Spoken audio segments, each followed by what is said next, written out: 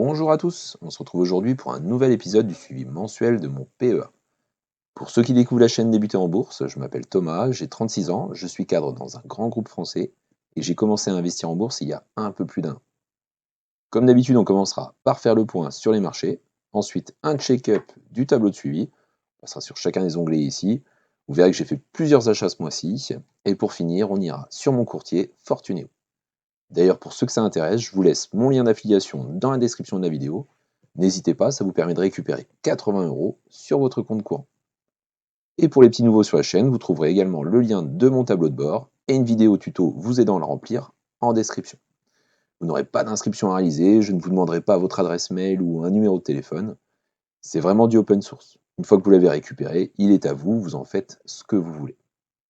Mais allez, c'est parti, allons voir ce qui s'est passé sur les marchés.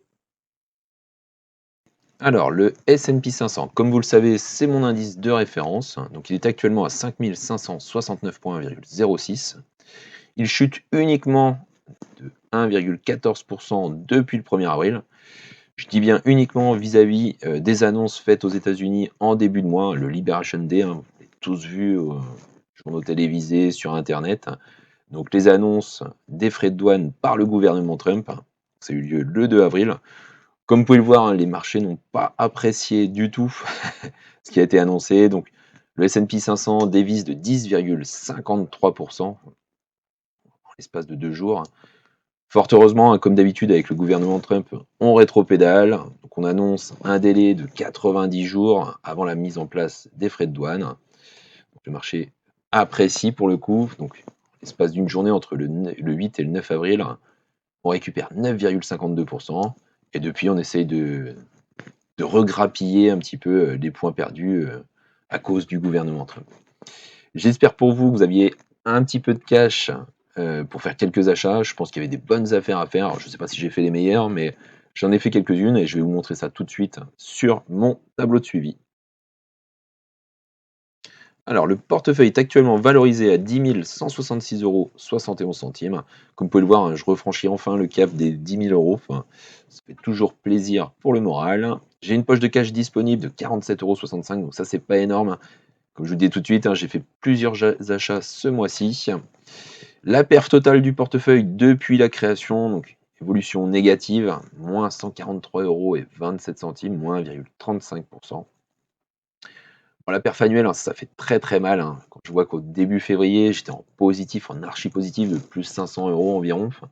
Là, je suis actuellement au 1er mai à moins 860,99 € sur le PEA. Depuis le 1er janvier, moins 9,39%. Une perf mensuelle, donc suite aux annonces du gouvernement Trump, moins 358,45 €, moins 3,40%. Alors par contre, j'ai la perf hebdo, hein, donc on est aujourd'hui jeudi, donc cette semaine, donc je suis à plus 51,69 €, plus 0,51%. Ici, vous avez le détail de mes positions sur le PEA. Enfin, donc, comme vous pouvez le voir, il y a certains noms qui sont venus s'ajouter. Ça, je vous les présenterai en détail un peu plus loin. La répartition du portefeuille. Bon, j'ai environ 75% en ETF et le dernier quart en actions. À voir dans quel sens je fais évoluer tout ça. C'est vrai que l'ETF, c'est un petit peu la sécurité, mais l'action, j'adore ça. Donc, à voir comment je vais faire évoluer tout ça. Le graphique des dividendes, vous verrez que j'en ai reçu un petit peu ce mois-ci, notamment hier. Et l'historique du portefeuille, donc ça c'est pareil, je regrette de ne pas l'avoir mis avant sur mon tableau de suivi. Je trouve ça génial de voir un petit peu où on se situe. Comme vous pouvez le voir ici, hein, comme je vous dis tout de suite, hein, début février, hein, j'étais plutôt très bien, j'étais même au-dessus de ce que j'ai actuellement. Et depuis, j'ai fait des versements, hein, donc des apports sur mon portefeuille, pourtant je suis en dessous. Donc voilà, hein, c'est toujours intéressant de voir un petit peu comment se comporte son portefeuille. L'onglet suivant, la calculatrice d'intérêt composé. Je vais aller assez vite, hein, je vous la présente tous les mois. Donc, notamment pour les petits nouveaux, hein, vous mettez ce que vous êtes prêt à investir en one shot sur la bourse. Donc si vous mettez par exemple 1000 € dès le départ et que par la suite vous êtes prêt à verser de manière mensuelle, hein, généralement on fait beaucoup en mensuel, 200 € mensuel sur la bourse, vous mettez votre objectif de rendement, donc le taux annuel.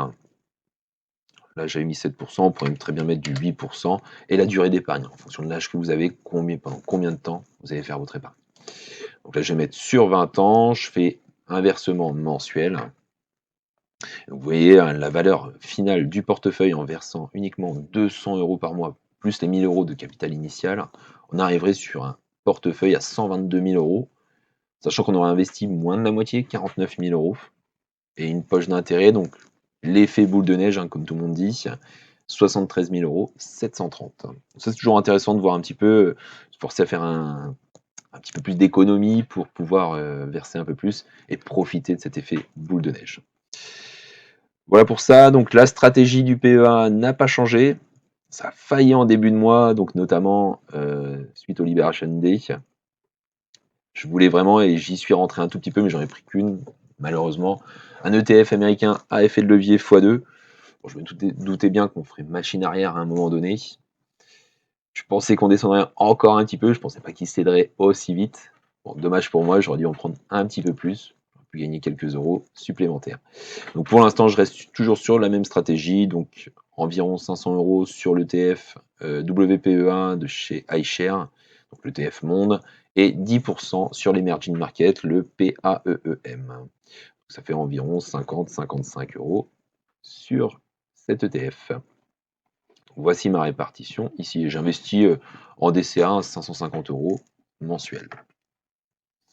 Donc les paramètres, donc ça c'est notamment pour la partie portefeuille, ça vous n'en avez pas forcément besoin, enfin, même que je le cache.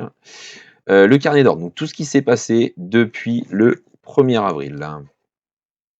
Ça m'intéresse.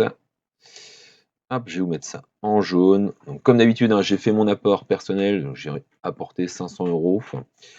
J'ai touché un dividende le 1er avril également de chez Total Energy, donc j'ai touché 12,64 €.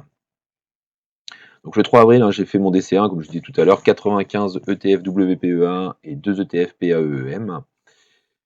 J'ai racheté le lendemain 5 ETF WPE1. Je pense qu'il fallait que j'arrive à 100, enfin, c'est du psychologique. Donc je les ai achetés, vous voyez, à 5,22 le 3 avril, 5,09 dès le lendemain. Enfin, donc ça chutait déjà un petit peu. J'ai racheté du FDJ United même maintenant, j'en ai racheté 3 le 4 avril à 28,72 €. Donc c'est pareil, hein, quand vous voyez ces montants-là, moi c'est les montants frais compris. Je les mets également dedans. FDJ, ça reste une action avec laquelle j'ai beaucoup joué ce mois-ci. Donc j'ai acheté également du Interparfum le même jour. Donc Interparfum, j'en ai acheté une à 38,43 €. Une Total Energy à 56,15 €. Donc celle-ci, j'ai un petit peu merdé, j'ai peut-être acheté un petit peu vite. Mais bon, ça reste du long terme, hein, sur Total. Là, j'ai acheté mon ETF américain effet de levier. Donc le 7 avril, je l'ai acheté à 16,40 €. La FDJ, donc le 7 avril également, j'en ai acheté à 27,28 €. Donc ça, à ces prix-là, ça restait hyper intéressant. Pourquoi j'en ai pris qu'une? Interparfum, j'en ai racheté à 34,55 €. Du Total, le 7 avril également, à 51,14 €. Vous voyez qu'en l'espace de 3 jours, Total, ils perdent 5 €. C'est assez énorme. J'ai racheté du WPEA, donc j'en ai racheté 5, hein, c'était pas énorme, mais par contre, je l'ai touché à 4,70 €. Comme vous voyez qu'actuellement, on est plutôt autour des 5,10 €. Pareil, il ne faut pas avoir peur, il faut acheter régulièrement, je pense, pour pouvoir toucher des prix, des points d'achat assez intéressants. Je suis rentré également sur Sanofi, donc Sanofi, c'est parce qu'on arrivait sur un support. Je suis rentré à 88,73 €. Hier, en milieu de journée, je crois qu'on était pratiquement arrivé à 97 €. J'hésitais à liquider rien que pour faire mon bénéf sur l'espace de 3 semaines. J'ai vendu mon ETF américain, donc plutôt que le 10, donc 3 jours plus tard, à 17,59 €. Donc vous allez voir tout à l'heure dans l'achat-revente, hein, le pourcentage de gain. Enfin, j'ai racheté du WPEA, donc l'ETF Monde, à 4,86 €. J'en ai racheté 10 le 11 avril. Interparfum, 2 Interparfums à 34,94 €. Du Total encore, hein, le 15 avril à 50,83 €. Interparfum le 16 avril à 34,31 €. Donc ça c'est pareil, hein. Moi j'estime, j'ai une poche d'achat, hein, sur Interparfum, je souhaite acheter autour des 34 €. Je pense que le support est situé à cet endroit-là. Quand c'est au-dessus, je laisse couler, et sinon quand ça se rapproche du 34 €, j'accumule. J'ai acheté du Legrand également le 17 avril. Donc ça c'est pareil, je me suis réveillé un petit peu tard, j'aurais voulu le toucher à quelques petits euros plus bas, mais bon, ça reste une bonne opération parce que c'est du positif. L'achat Legrand à 93,70 € le 17 avril. J'ai racheté du Interparfum, j'en ai racheté 4, donc ça c'était la bonne affaire, à 33,77 €. Un peu nostalgique, j'ai racheté du S&P 500 le 22 avril, donc à 22,90 €. Pareil, il est reparti à 20, autour des 24 €. Un ETF Monde, enfin j'en ai racheté 3 à 5 €. Interparfum, donc le 23 avril également à 35,42 €. Donc là, vous voyez, j'étais remonté un petit peu plus haut par rapport à ma poche d'achat. Du Total, le 23 avril à 53,48 €. Je me suis remis un apport donc d'argent personnel, 100 € de plus le 23 avril. J'ai eu la chance de toucher un parrainage, donc d'ailleurs je vous remercie encore, hein, tous ceux qui mettent mon code d'affiliation, ça fait vraiment plaisir, ça me motive à continuer, à faire évoluer le tableau de suivi notamment, enfin. Donc une prime de parrainage de 80 € le 24 avril. Mon filleul quelque part a touché également les 80 €. Donc je les ai mis bien entendu sur le PEA. Et hier, donc le 30 avril, j'ai touché les 10 dividendes d'Interparfum, enfin donc le dividende d'1,15 €. J'ai désormais 10 actions Interparfum. Il y aura, ce qu'on appelle ça, un split, hein, de l'action. Je crois que c'est fin mai ou début juin. Donc pour passer pour 10 actions, vous en aurez une gratuite, entre guillemets gratuite, hein, parce que ça déprécie le cours. Et hier, j'ai également acheté une Total Energy, donc frais compris à 51,20 €. Voici toutes les opérations du mois d'avril. C'était plutôt actif, plutôt sympa à faire, et puis c'est toujours hyper intéressant, quoi. L'onglet suivant, l'achat-revente. Donc ce mois-ci, il n'y a eu qu'une ligne, hein, l'ETF américain a effet de levier. Bon, par contre, ce qui était intéressant, c'est qu'en l'espace de 3 jours, je prends 7%, 7,28%.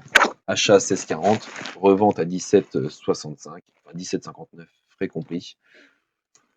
Encore une fois, hein, dommage que j'en ai pas acheté plus. Je voulais à peine rentrer dessus, pas faire monter. Bon bah, j'en ai profité, j'ai revendu. Donc l'achat-revente, hein, depuis la création du portefeuille, 276,02 €. Bon, je suis en début d'accumulation, donc ça fait qu'un an.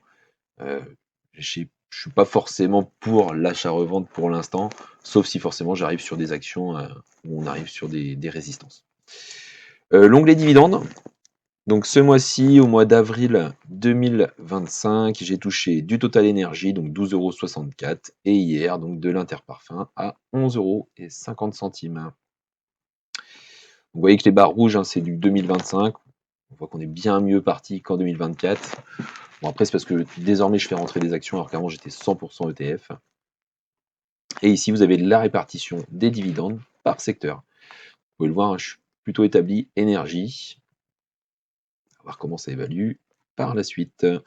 Donc, sur le portefeuille, vous voyez que les lignes s'accumulent. Donc, j'ai mes 3 ETF ici sur la partie haute, hein, le S&P 500, l'Emerging Market et le World. Donc, malheureusement, ils sont tous les 3 en négatif, hein. Sur le S&P 500, je perds moins 1,52%. Par contre, le cours actuel est bien remonté, hein. Vous voyez, j'en ai touché à 22 €. Là, il est à 24,40 €. L'Emerging Market, hein, le cours est à 23,22 €. J'ai racheté juste mon DCA ce mois-ci. Et sur l'ETF Monde à 5,12 € cours actuel. Donc c'est pareil, j'ai fait quelques achats dans le bon sens. Sur l'action Legrand, j'ai une évolution globale de 2,77% en l'espace de 10 jours. Donc j'avais acheté avec les frais à 93,70 €. Le cours est actuellement à 96,30 €.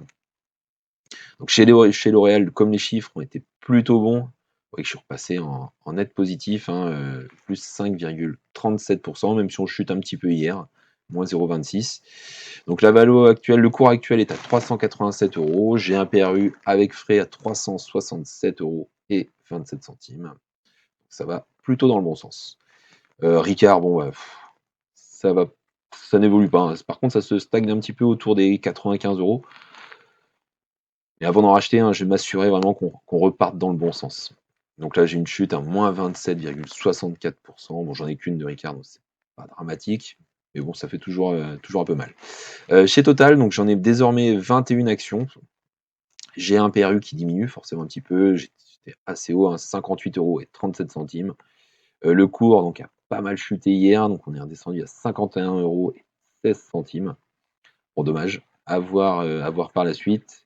La FDJ, hein, quand je vois que je suis rentré uniquement depuis un mois et demi, hein, une évolution de 5,25%. L'action se comporte bien, elle est bien dévissée suite aux résultats et surtout aux annonces de différents pays pour les impôts. Donc j'ai un cours, le cours actuel est à 31,44 €, j'ai un PRU à 29,87 €, 19 actions actuellement.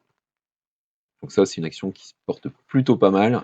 Sur Interparfums, donc vous voyez que je suis en léger positif. Bon, après, on a eu le décrochement du dividende. Je suis neutre, on va dire, à 0,04%. Le cours actuel à 34,78. Mon PRU avec frais à 34,77. Donc on est dans le coup. Sachant qu'on a commencé il y a un mois, donc on a déjà touché le dividende. Sanofi, comme je vous disais tout à l'heure, je l'ai touché, je pense, à un bon moment. Enfin, j'ai un PRU avec frais à 88,73 €. Le cours actuel à 95,90 €, même si ça a pas mal dévissé hier.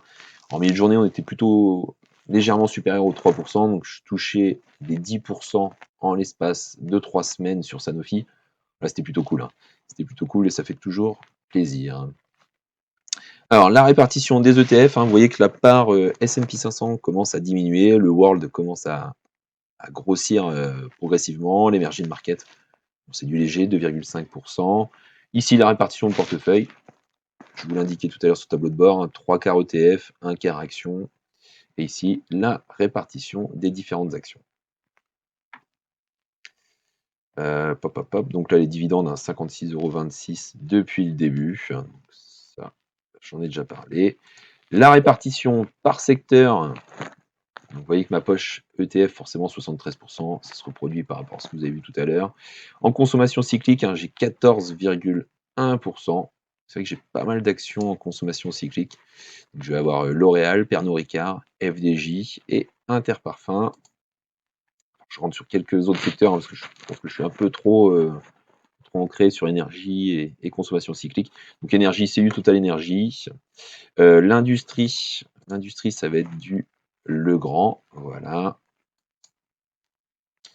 Et après, j'ai de la santé, donc avec Sanofi, pareil, j'aurais peut-être dû en acheter un petit peu plus. On verra par la suite. Alors, le screener, donc ça, c'est ce que j'ai mis en place le mois dernier. Je suis désolé, je ne l'ai pas fait évoluer, il y a beaucoup de boulot en ce moment. Donc, ici, vous sélectionnez le nom de votre action. Donc, moi, j'ai mis actuellement uniquement les actions du CAC 40. Et après, vous récupérez, ça récupère de manière automatique grâce à Google Finance, la capitalisation boursière, bon, la devise bien sûr, le tarif, le plus haut, le plus bas. Donc vous voyez que sur Danone, par exemple, on est proche des plus hauts, l'évolution du cours, le rendement et surtout le signal. Donc, vous voyez, je suis parti du principe, alors après attention, c'est pas un conseil d'achat du tout, c'est vraiment histoire de faire un screener, voir si on est plutôt dans la partie haute ou la partie basse de l'action. Donc là, le signal serait plutôt à vendre, dire attention, on touche les plus hauts, attention de ne se prendre un retour de bâton. L'évolution du portefeuille mensuel. Donc, vous voyez, ce matin, je suis à 10 170,03 €. Là, j'ai toujours le petit écart, les arrondis que je fais sur les actions. Voilà, ça faudra que je corrige aussi à un moment donné, soit ne plus faire d'arrondis, et comme ça j'aurai la valeur réelle. Là, ce matin, sur Fortuneo, quand on va aller voir, je suis à 10 170 €. Sur ce mois-ci, je perds 358,45 €, moins 3,40%. Vous voyez que c'est 3 mois négatifs de chez négatif. Moins 2,51, moins 6,18, moins 3,40. Donc c'est pas top. Les achats du mois, donc vous voyez que ce mois-ci, par contre, j'ai fait énormément d'achats, 1583,34 €. Et j'ai apporté 600 € d'apport personnel et 80 € de prime de parrainage, comme vous avez pu le voir. La performance du PEA. Donc là, ici, sur les différentes semaines, donc si je pars depuis, on va dire début avril, suite aux annonces de Trump, vous voyez, mon portefeuille a perdu 762 € en l'espace d'une semaine, moins 7,34% en une semaine. La semaine suivante, je chutais encore une fois, moins 165 €, donc 927 € de perte en l'espace de 2 semaines. Et depuis, par contre, depuis la semaine 16, depuis le 18 avril, on voit que ça repart dans le bon sens. 118 €, 354 € la semaine dernière. Et là, cette semaine, c'est plutôt orienté du bon sens, 51,69 €. De toute façon, ça se remarque également sur le graphique. Donc le PEA a bien chuté. On voit que le CAC 40 ici est en train de se ressaisir également. Le S&P 500, le Dow Jones également.